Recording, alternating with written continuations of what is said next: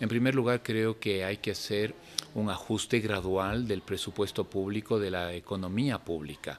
Creo que no es viable tal como está hoy, no alcanza los recursos, los ingresos no los ingresos vinculados con los ingresos no petroleros tiene que servir para financiar los gastos permanentes. Entonces hay que hacer, me parece que es inviable, por ejemplo, mantener una masa salarial del sector público equivalente al 10% del PIB. La economía se va recuperando, generaremos impuestos, el IVA, el impuesto a la renta, pero mientras la actividad económica esté baja, no hay muchos ingresos permanentes. Por tanto, los gastos permanentes tienen que tener mucha relación con esos ingresos. En caso contrario, entramos en un proceso de alta, la única salida sería endeudar más al país y eso me parece que no es viable en esa lógica.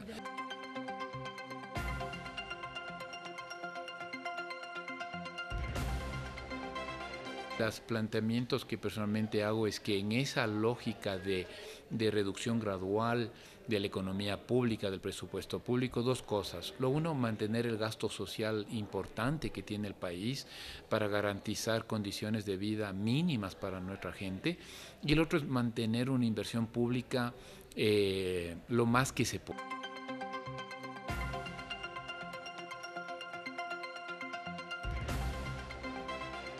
Una inversión privada a través de un gran marco de cooperación pública-privada. Y ahí puede haber inversión para ciertas infraestructuras con recursos privados. Se necesita ciertos recursos también privados para lo que significa logísticas e infraestructuras productivas, que no necesariamente la tiene que hacer el Estado.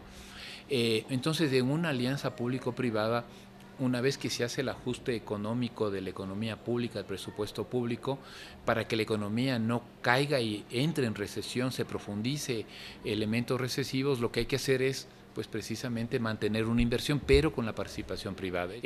Hay unos reglamentos, hay la ley de la alianza pública y privada, es decir, por leyes me parece que no falta.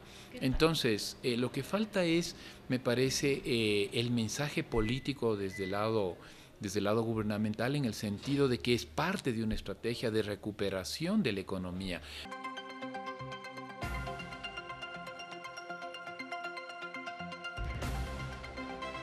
Lo hizo el gobierno central.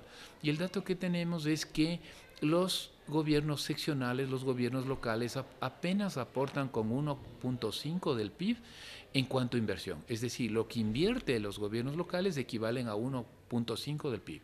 Por tanto, ¿cuál es la lógica?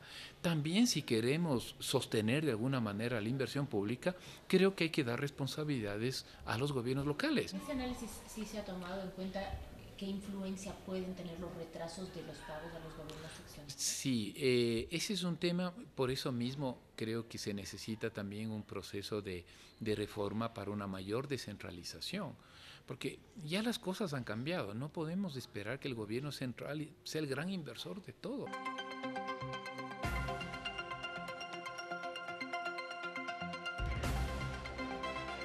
¿Qué hacemos con el cambio de matriz energética? No es lo mismo exportar, con todo el respeto, piñas que exportar energía eléctrica, pero eso no hay la reflexión. Lo que hemos hecho es decir, bueno, se ha terminado esta infraestructura y ahí está. Pero no hay una visión, una mirada, porque podemos sacar mayor provecho de ese cambio. Y lo otro, yo tengo una parte crítica en el cambio en la política de cambio de matriz productiva. Inversiones en astilleros, en siderúrgica, no son sectores de generación de empleo. Ahí sí vale la crítica que viene del sector privado.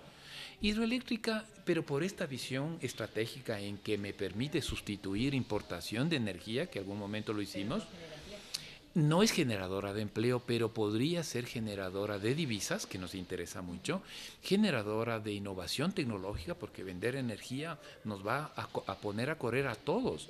Parte de esa infraestructura y de esa gran generación de energía hidroeléctrica tiene que permitir subsidiar en los mejores términos a los sectores que sí lo requieren.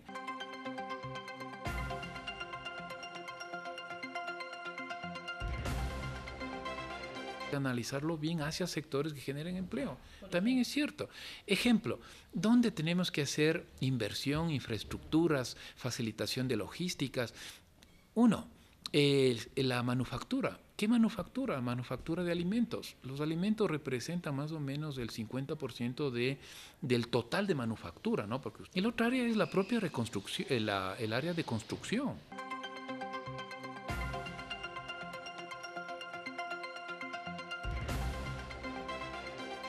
En la Facultad de Economía de la Universidad Central nos dicen que tanto la banca pública como la banca privada más o menos canaliza todo el monto de crédito, equivale al 1% del PIB con lo que tiene que ver con el crédito que se dirige a la pyme.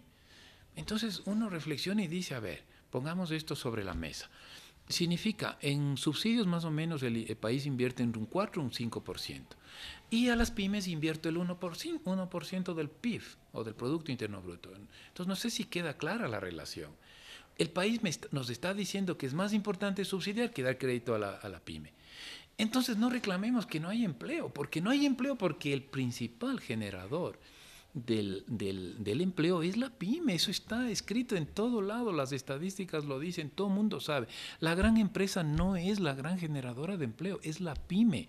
Y la pyme más o menos representa el 90-92% de la estructura productiva. ¿Pero cuánto recibe? El 1%.